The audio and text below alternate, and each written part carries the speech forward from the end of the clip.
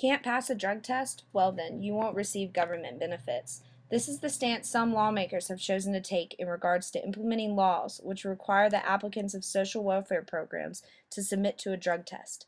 Congress and state legislators across the country have continuously proposed the implementation of drug testing social welfare applicants. So here's how those lawmakers basically want this to work. First, the applicant is submitted to a questionnaire which will determine if he or she is partaking in illegal drug use. If there's suspicion, the applicant is to purchase a drug test from the state. These range anywhere from $25 to $40. The applicant then proceeds to take the test. If clean, they are reimbursed for the test itself. If the drug test is failed, the applicant will be removed from the program. The removal process for each state differs. However, in most cases, the applicant has the chance to get clean and resubmit an application for welfare. Bills in 2 states have already been passed, and many others are in process of implementing such a bill. Texas Senator Jane Nelson's proposed bill is an example of what many proposals have addressed as the solution. The bill would require new and renewing applicants of the temporary assistance for needy families to take a written test that will determine if she or he is at high risk for drug use. If the test proves to raise suspicions, the applicant will be subjected to a drug test.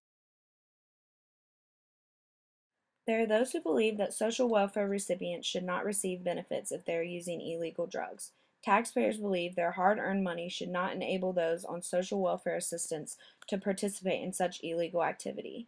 People argue that if they are required to take a drug test for a job, why should those receiving government benefits not also be required to ensure they too are not using illegal substances? Hopefully through the continuum here that we begin to lessen the use of illicit drugs for the purposes of helping people get on their feet, remain independent, and then ultimately not receive other types of public benefits.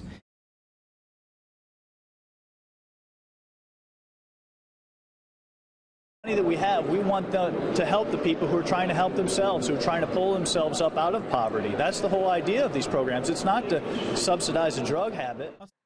Then there are those that oppose drug testing social welfare participants. These individuals believe that it is unlawful under the Fourth Amendment of the Constitution and that it is against an individual's rights to unlawfully put them under search and seizure. These people argue that accusing the poor to being the only ones that do drugs is completely unfair, and those on social welfare use illegal drugs just as much as those who are not.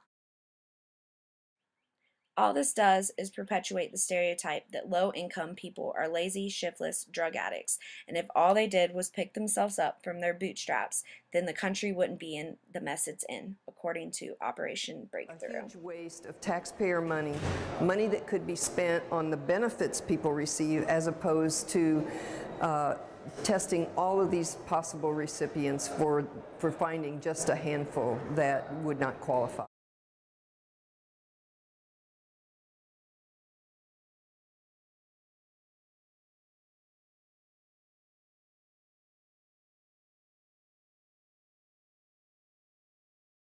Many of the proposed bills for implementing drug tests within the social welfare system do attempt to keep the children being affected in mind. In Dallas, Texas, the bill proposes currently that parents' second failed drug test would result in a protective payee taking responsibility for the child's cash benefits. If the parent tests positive for a third time, they are banned from receiving benefits, and the protective payee will continue to take responsibility of the child's payments. Systems theory in social work is used to understand the change in the interrelatedness of physical, social, and psychological needs and understands an individual in the context of multiple systems. With the idea of systems theory in mind, a child with a parent that uses drugs will be directly affected in their lives as a direct result of the parent's actions.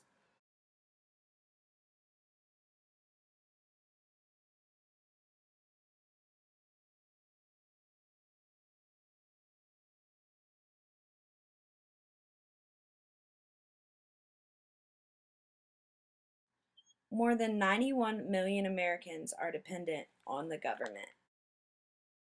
The Temporary Assistance for Needy Families program spends roughly $16 billion a year supporting families who find themselves stricken by poverty. Monthly checks to these families average $392. In accordance to a 2011 report from the U.S. Department of Health and Human Services, Most estimates find that 5 to 10% of welfare recipients have substance abuse problems, rates that are only a few percentage points higher than those found in general population. The mere single drug abuser found in Arizona as their program began saved the state $560. However, this is out of $200 million in benefits paid out since testing started. In Arizona, since July, 7,030 passed, 32 failed, and 1,597 did not provide results. A vast majority of these cases involved marijuana. For 4 months, Florida tested all social welfare applicants before being stopped by a court. Only about 2.7% of applicants tested in Florida were positive, whereas roughly 2,000 applicants failed to even take the test. Taxpayers spent $118,140 to reimburse people for drug test costs, which averaged $35 per screening. The state's net loss totaled to $45,780, which does not include attorneys and court fees, along with the thousands of man-hours for implementing the policy itself.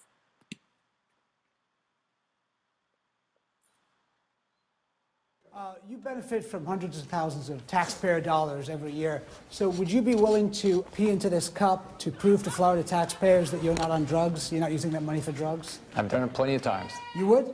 I've done it plenty of times. Would you pass this forward to the governor?